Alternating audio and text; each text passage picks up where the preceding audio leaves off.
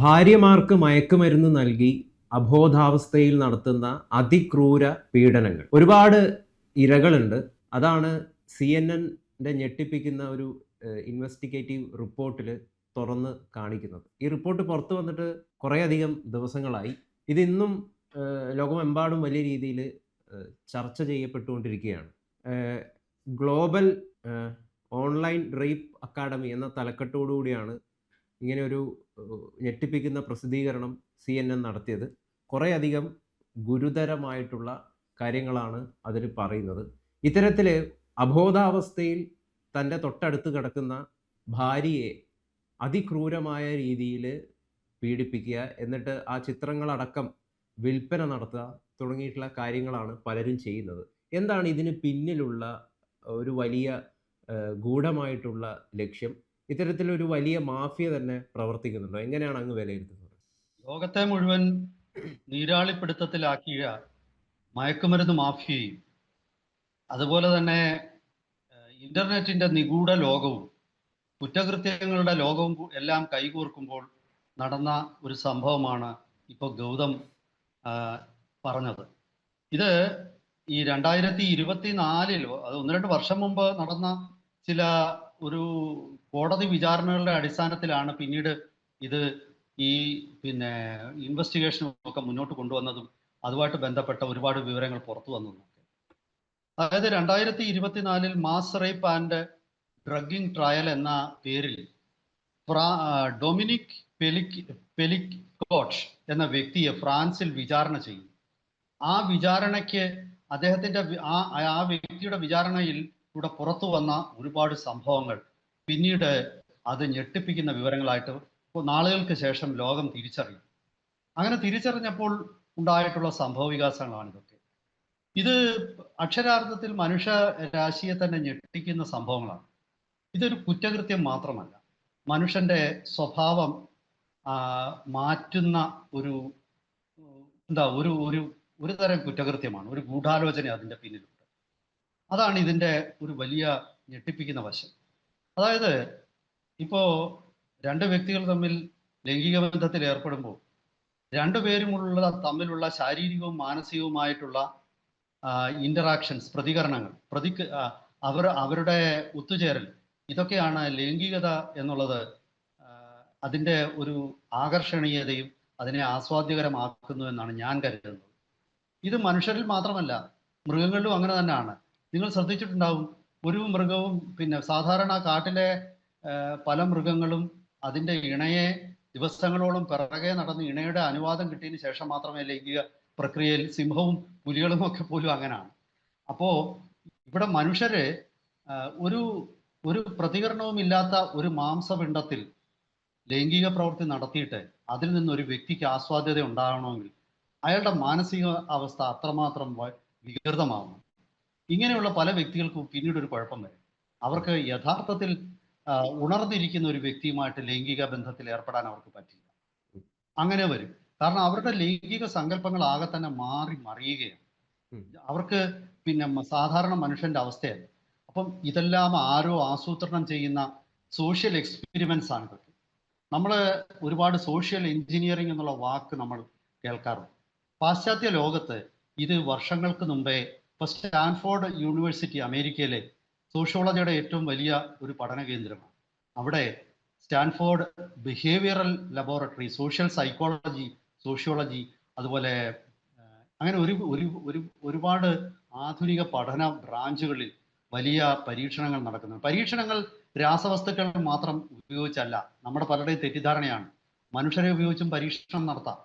ഇപ്പൊ എനിക്ക് ദിവസങ്ങൾ ഞാൻ വളരെ ആസൂത്രിതമായിട്ട് ഗൗതത്തിന്റെ ഇഷ്ടാനിഷ്ടങ്ങളെ എനിക്ക് മാറ്റിയെടുക്കാം. അപ്പൊ ഞാൻ ഗൗതത്തിനെ ചില പ്രത്യേക വഴിയിലേക്ക് എനിക്ക് ഗൗതത്തിന്റെ ഇഷ്ടാനിഷ്ടങ്ങളെ തിരിച്ചുവിടാം. ഇതൊക്കെ സാധ്യമാണ്. കാരണം ഇതിൽ എനിക്ക് ട്രെയിനിങ് കിട്ടണമെന്നുള്ളതേ ഉള്ളൂ. നിങ്ങളുടെ ദൗർബല്യങ്ങളെ ഞാൻ നിരീക്ഷിച്ച് മനസ്സിലാക്കി നിങ്ങളെ ബോധപൂർവം ഞാൻ എനിക്ക് ആവശ്യമുള്ള വ്യക്തിയാക്കി മാറ്റിയെടുക്കും. അമേരിക്കയുടെ കോർപ്പറേറ്റ് ലോകത്ത് അമേരിക്കയ്ക്ക് നിങ്ങളൊരു കാര്യം മനസ്സിലാക്കണ്ടോ, അമേരിക്ക പോലുള്ള ഈ പരീക്ഷണം നടന്ന യൂറോപ്പിലാണ്. ഈ യൂറോപ്പിലും അമേരിക്കയിലും കുടുംബ ബന്ധങ്ങൾ വലിയ പണക്കാരുടെ ഇടയിൽ മാത്രമേ ഉള്ളൂ. സാധാരണക്കാരായ പലർക്കും കുടുംബ ബന്ധങ്ങളിൽ. എൻ്റെ ഒരു സുഹൃത്ത്, അദ്ദേഹം അമേരിക്കയിലെ ഒരു ഹോട്ടൽ നടത്തുന്ന വ്യക്തിയാണ്. അദ്ദേഹം എന്നോടൊരു കാര്യം പറഞ്ഞു. ഒരു എനിക്ക് തോന്നുന്നു 15 വയസ്സാണെന്ന് തോന്നുന്നു. ആ 15 വയസ്സ് കഴിഞ്ഞാൽ നിങ്ങൾക്ക് പോയിട്ട് ജോലി ചെയ്യാം, ഇത്ര ദിവസം ജോലി ചെയ്ത് സമ്പാദിക്കാം. അപ്പോഴേക്കും നിങ്ങൾ സ്വാതന്ത്ര്യം പ്രഖ്യാപിക്കുകയാണ്. പ്രത്യേകിച്ച് നിങ്ങൾ കറുത്ത വർഗ്ഗക്കാരെ നോക്കുക. ഈ കറുത്ത വർഗ്ഗക്കാരുടെ മക്കൾ പലപ്പോഴും ഒരു 10-28 വയസ്സാകുമ്പോഴത്തേക്ക് ഇവർക്ക് ഡയബറ്റീസ്, ഹൈപ്പർ ടെൻഷൻ, ഇങ്ങനെ നിരവധി രോഗങ്ങൾ വരും. ഇവര് വലിയ തടിയന്മാരായിട്ട് അങ്ങ് മാറും. ഇത് എന്തുകൊണ്ടെന്നാൽ ഇവരെ നിയന്ത്രണമില്ലാത്ത ജീവിതശൈലി, ഭക്ഷണം, തോന്നുന്ന പോലെ ഭക്ഷണം. നമ്മൾ ഇന്നത്തെ തലമുറയെ നോക്കുക, പലരും രാത്രിയിൽ ഉണർന്നിരിക്കുകയും പകല് ഉറങ്ങുകയും ചെയ്യുന്ന ആൾക്കാരായിട്ട് മാറിയത്. ഞാൻ മുമ്പേ പറഞ്ഞില്ലേ, ഒരു ശീലങ്ങൾ മാറ്റിയെടുക്കുന്ന, ആരോ അവരെ ബോധപൂർവം ശീലങ്ങൾ മാറ്റിക്കുന്നതാണ്. അങ്ങനെ ലോകത്തിന്റെ, പണ്ടൊക്കെ അമേരിക്കയിൽ ഇരിക്കുന്ന ആളിന് ഇന്ത്യയിൽ ഇരിക്കുന്ന ആളിനെ നിയന്ത്രിക്കാൻ പറ്റത്തില്ല. ഇന്ന് ഇന്റർനെറ്റിന്റെ കറുത്ത ലോകത്തിലൂടെ ഇതെല്ലാം സാധ്യമാണ്. ഇനി ഈ സംഭവത്തെക്കുറിച്ച് നമുക്കൊന്ന് വിശദീകരിക്കാം. കാരണം ഞാൻ പൊതു കാര്യങ്ങളാണ് ഇപ്പോൾ പറഞ്ഞത്. ഈ സംഭവത്തിൽ അവിടെ ചെയ്തത്, ഈ ടെലിഗ്രാം എന്ന ആപ്പ് ഉപയോഗിച്ച് അവർ സ്വകാര്യ ഗ്രൂപ്പുകൾ ഉണ്ടാക്കുന്നു. ടെലിഗ്രാം ആപ്പിൽ പ്രൈവറ്റ് ഗ്രൂപ്പുകൾ. എന്നിട്ട് ഈ ഗ്രൂപ്പുകളിലൂടെ പല കാര്യങ്ങളും അവർ പരസ്പരം കൈമാറുന്നു. അതായത് ഇതിൽ ഭാര്യമാരെ മയക്കുമരുന്ന് നൽകി അവരെ മയക്കി കിടത്തിക്കൊണ്ട് അവരുമായിട്ട് ലൈംഗിക വൈകൃതങ്ങളുള്ള ബന്ധങ്ങൾ ഏർപ്പെട്ടിട്ട് ഈ വീഡിയോകൾ ഫോൺ സൈറ്റുകളിൽ അപ്ലോഡ് ചെയ്യുക.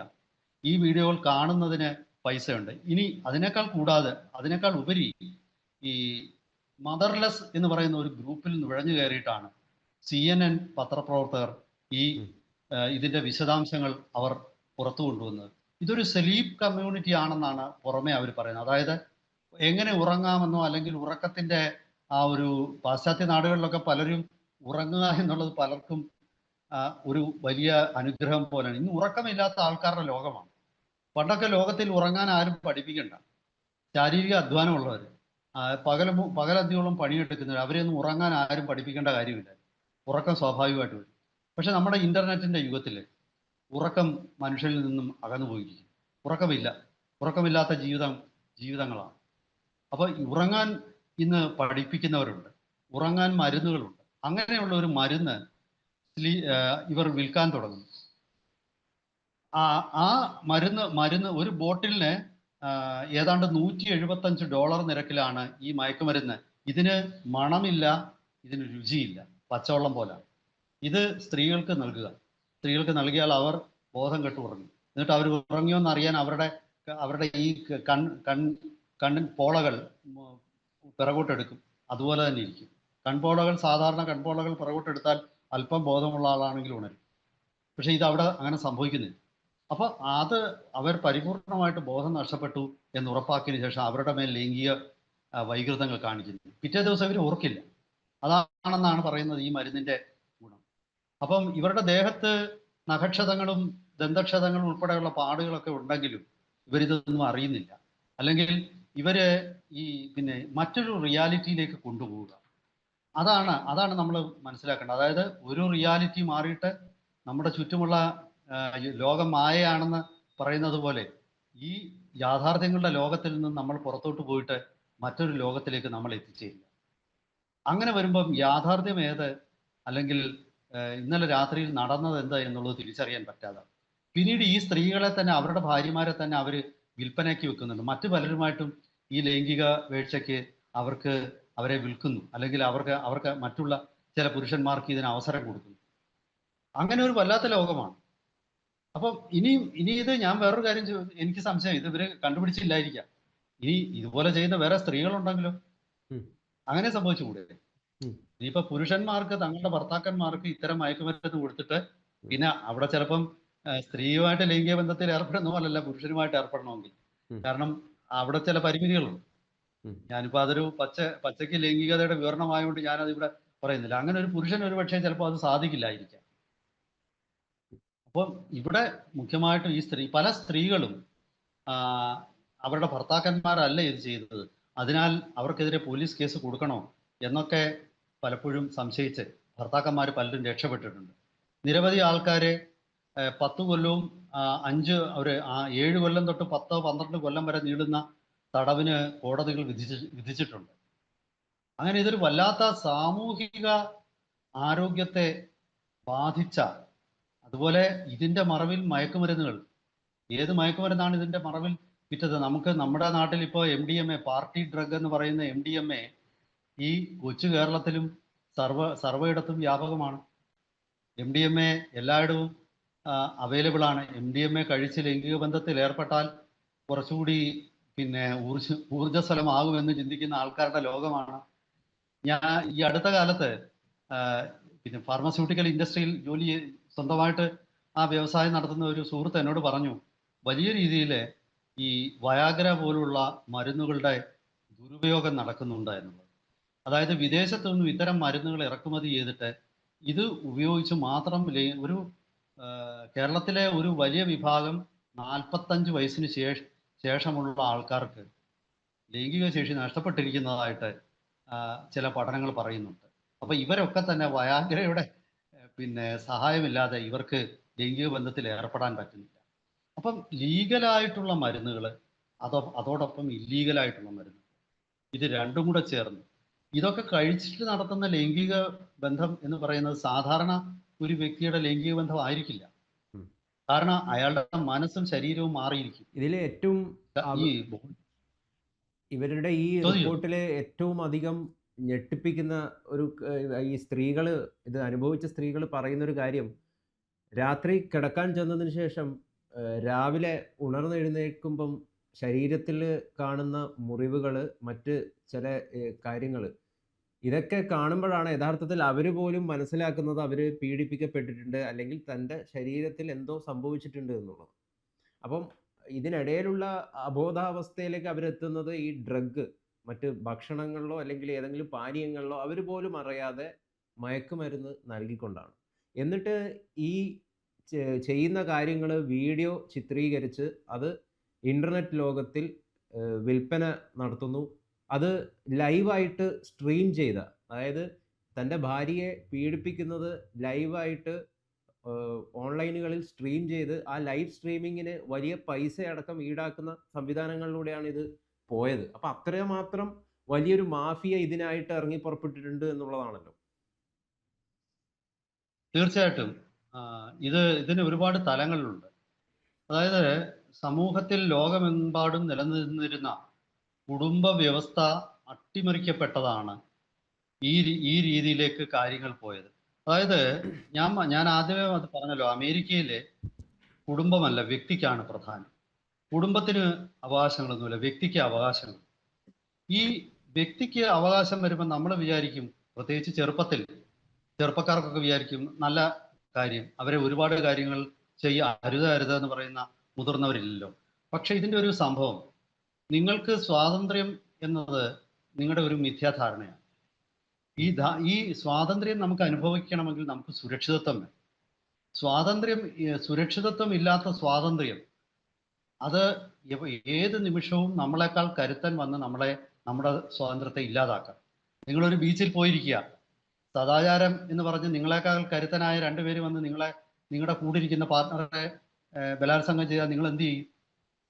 നിങ്ങൾക്ക് 12 മണിക്ക് അവിടെ ഇരിക്കാനുള്ള സ്വാതന്ത്ര്യം മാത്രം പോരാ, 12 മണിക്ക് അവിടെ ഇരിക്കുമ്പോൾ സുരക്ഷിതത്വവും വേണം. അതാണ് ഇന്നത്തെ ചെറുപ്പക്കാർ പലരും മറന്നു പോകുന്നത്. സ്വാതന്ത്ര്യവും സുരക്ഷിതത്വവും തമ്മിൽ അവിഭാജ്യമായ ബന്ധമുണ്ട്. ആ ബന്ധം ഉണ്ടെങ്കിൽ മാത്രമേ സ്വാതന്ത്ര്യം എന്ന വാക്കിന് അർത്ഥമുള്ളൂ. ആ സുരക്ഷിതത്വം ഉറപ്പു നൽകുന്നത് വ്യക്തിക്ക് പറ്റില്ല. സുരക്ഷിതത്വം ഉറപ്പു നൽകണമെങ്കിൽ ചില ഇൻസ്റ്റിറ്റ്യൂഷൻസ് വേണം. ആ ഇൻസ്റ്റിറ്റ്യൂഷൻ ആയിരുന്നു കുടുംബം. ആ ഇൻസ്റ്റിറ്റ്യൂഷൻ നമ്മുടെ ഇമ്മീഡിയറ്റ് കുടുംബം എന്ന് പറയുന്നത് നമ്മുടെ അച്ഛനും അമ്മയും ഉൾപ്പെടുന്ന കുടുംബം, അതിനപ്പുറത്തേക്കുള്ള നമ്മുടെ അമ്മാവന്മാരും നമ്മുടെ ചിറ്റപ്പന്മാരും അല്ലെങ്കിൽ നമ്മുടെ ബന്ധുക്കൾ അടങ്ങുന്ന മറ്റൊരു കുടുംബം, അതിനപ്പുറത്തുള്ള നമ്മൾ അയൽക്കാരും ഒക്കെ ഉൾപ്പെടുന്ന മറ്റൊരു കൂട്ടായ്മ. ഈ കൂട്ടായ്മകളാണ് നമുക്ക് പലപ്പോഴും നമ്മുടെ വീട്ടിൽ കയറി ഒരാൾ അതിക്രമം കാണിക്കാത്തതിൻ്റെ രഹസ്യം. അല്ലെങ്കിൽ നമ്മുടെ സ്വാതന്ത്ര്യം നമ്മുടെ വീട്ടിൽ പോലും ഉണ്ടാവില്ല. ഈ സ്വാതന്ത്ര്യം, ഈ കുടുംബ ബന്ധങ്ങൾ തകർത്തത് ബോധപൂർവമാണ്.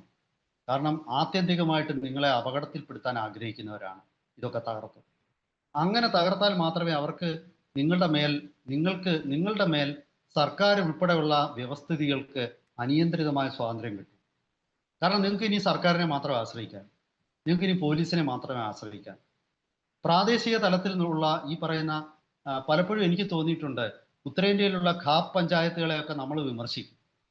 പക്ഷെ നമ്മൾ തിരിച്ചറിയാതെ പോകുന്ന പല കോടതികളിലും പോയിട്ട് നിങ്ങൾക്ക് നിങ്ങളുടെ അവകാശം സ്ഥാപിച്ചെടുക്കാൻ പറ്റുമോ? നിങ്ങൾക്ക് വക്കീൽ വേണം, ലക്ഷക്കണക്കിന് രൂപ വേണം. എവിടുന്ന് ഇതൊന്നും ഇല്ലാത്ത ആൾക്ക് അവിടെ പോയി എന്ത് ചെയ്യാൻ പറ്റും? നിങ്ങളുടെ പിന്നെ ഗ്രാമ കോടതികളിൽ പലപ്പോഴും ന്യായം നടക്കും ചിലപ്പോൾ. പക്ഷെ അവിടെ നിലനിൽക്കുന്ന ആചാരങ്ങളും വ്യവസ്ഥകളും എല്ലായിടവും ഉണ്ട്. അവിടുത്തെ ആചാരം വെച്ചിട്ടാണ് അവർ നിയമം വിധിക്കുന്നത്. മറ്റു നിയമം വെച്ചിട്ടാണ് കോടതിയിൽ വിധിക്കുന്നത്. കോടതിയിൽ പോയി ഒരു കേസ് ജയിക്കണമെങ്കിൽ എത്ര കൊല്ലം എടുക്കും? 18-20 കൊല്ലം കഴിഞ്ഞാൽ പല ഏറ്റവും കുറഞ്ഞത് കേരളത്തിൽ സിവിൽ കേസുകൾ വിധി പറയണമെങ്കിൽ 15 കൊല്ലമെങ്കിലും. കോടിക്കണക്കിന് കേസുകൾ കോടതിയിൽ കെട്ടി കിടക്കുന്നു. നിങ്ങൾ കോടതി പോയി നിങ്ങൾ ഒരു വക്കീലിനെ സുപ്രീം കോടതിയിൽ പോയി ഒരു കേസ് നടത്താനുള്ള ശേഷി കേരളത്തിൽ എത്ര പേർക്ക് കാണും? ഈ 3.5 കോടി ജനങ്ങളുള്ള ഈ കേരളത്തിലെ 3.25 കോടി എന്നാണ് കൂട്ടി. അതിലെ ഒരു 10% സുപ്രീം കോടതി വക്കീലിന് കൊടുക്കാനുള്ള പൈസ കയ്യിൽ കാണുന്നു. അപ്പൊ എന്താണ് ഈ നിയമം? ഇതൊക്കെ ഒരു മായാലോകമാണ്. അപ്പൊ ഇങ്ങനെയൊക്കെയുള്ള സാമൂഹിക വ്യവസ്ഥിതികളെ അട്ടിമറിക്കുന്നതിൽ സർക്കാരിനും ഒരു പങ്കുണ്ട്. എല്ലാ സർക്കാരുകൾക്കും, കേരളത്തിലാണേലും കേന്ദ്രത്തിലാണേലും സർക്കാരുകൾക്ക് ഈ പിന്നെ സമൂഹം ഒരു സ്വയം പര്യാപ്തതയിൽ എത്തിയാൽ മാത്രമേ, അതായത് മഹാത്മാഗാന്ധിയൊക്കെ വിഭാവനം ചെയ്തത് ഗ്രാമസ്വരാജ് എന്ന് പറയും. യഥാർത്ഥത്തിൽ കമ്മ്യൂണിസത്തിൽ മാർക്സും ഒക്കെ അത് വിഭാവനം ചെയ്തിരുന്നു. കമ്മ്യൂണുകൾ, സ്വയം പര്യാപ്തമായ, പിന്നെ നിങ്ങൾ എല്ലാ കാര്യത്തിലും നിങ്ങൾക്ക് പോലീസ് വേണ്ടാത്ത, നിങ്ങളുടെ പിന്നെ ഹൈലി ഇവോൾവ് ആയിട്ടുള്ള ഒരു സമൂഹം. ആ സമൂഹം നമ്മുടെ പുരാണങ്ങളിൽ സത്യയുഗം എന്നൊരു യുഗത്തെക്കുറിച്ച് പറയുന്നുണ്ട്. ആ യുഗത്തിൽ ആരും തെറ്റ് ചെയ്യുന്നില്ല, എല്ലാവരും സംതൃപ്തരാണ്. അപ്പൊ അത് ഒരു സങ്കല്പമാണ് മനുഷ്യനെ പണ്ടേ ഉണ്ടായിരുന്നത്. അത് യാഥാർത്ഥ്യമാവുമോ എന്നൊന്നും എനിക്ക് അറിഞ്ഞുകൂടാ. പക്ഷെ ഈ സാമൂഹിക സുരക്ഷിതത്വത്തെ അട്ടിമറിക്കുന്ന വിധ്വംസക ശക്തികളാണ് ഇത്തരം കാര്യങ്ങളൊക്കെ ചെയ്യുന്നത്. തീവ്രവാദത്തെ ഉൾപ്പെടെ പ്രോത്സാഹിപ്പിക്കുന്നവരാണ്. പക്ഷെ അതൊരു വലിയ വിഷയമാണ്. നമ്മുടെ സമയപരിമിതി പോലെ എനിക്ക് ചർച്ച കൂടുതൽ മുന്നോട്ട് കൊണ്ടുപോകാൻ പറ്റുന്നില്ല. എന്തായാലും CNN നടത്തിയത് ഒരു ഞെട്ടിപ്പിക്കുന്ന യാഥാർത്ഥ്യമാണ്. അയഥാർത്ഥമായ കാൽപ്പനികമായ ഒരു ലോകത്തെ സൃഷ്ടിച്ച് മനുഷ്യനെ മയക്കുമരുന്നിനും വൈകൃതങ്ങളിലേക്കും തള്ളിയിടുന്ന ഒരു വലിയ ഗൂഢപ്രസ്ഥാനങ്ങൾ ലോകത്തിൽ എവിടെയൊക്കെയോ, ഇന്റർനെറ്റിന്റെ ഡാർക്ക് നെറ്റുകളിൽ എവിടെയൊക്കെയോ മറഞ്ഞിരിക്കുന്നു. അവരുടെ പ്രവർത്തനങ്ങൾ അവരുടെ ഇഷ്ടാനുസരണം മുന്നോട്ട് കൊണ്ടുപോകുന്നു. ഇതിപ്പോ പിടിക്കപ്പെടാത്ത എത്രയോ അധികം ഗ്രൂപ്പുകൾ ഇവിടെ ഉണ്ടാകും. എന്തായാലും വരും ദിവസങ്ങളിൽ കൂടുതൽ വിശദാംശങ്ങളുമായിട്ട് നമുക്ക് പ്രേക്ഷകരെ സമീപിക്കാം. തീർച്ചയായിട്ടും. പണത്തിൻ്റെയും ലൈംഗികതയുടെയും മയക്കുമരുന്നിൻ്റെയും ഇരുണ്ട ലോകത്ത് നടക്കുന്ന ഞെട്ടിപ്പിക്കുന്ന ഒരു കുറ്റകൃത്യത്തെക്കുറിച്ചാണ് CNN റിപ്പോർട്ട് പുറത്തു കൊണ്ടുവന്നത്. അതിപ്പോൾ ലോകം മുഴുവൻ ചർച്ച ചെയ്യുകയാണ്. അതിനെക്കുറിച്ചാണ് നമ്മൾ സംസാരിച്ചത്. ഇത്രയും കാര്യങ്ങൾ പറഞ്ഞതിന് ഒരുപാട് നന്ദി. Thank you.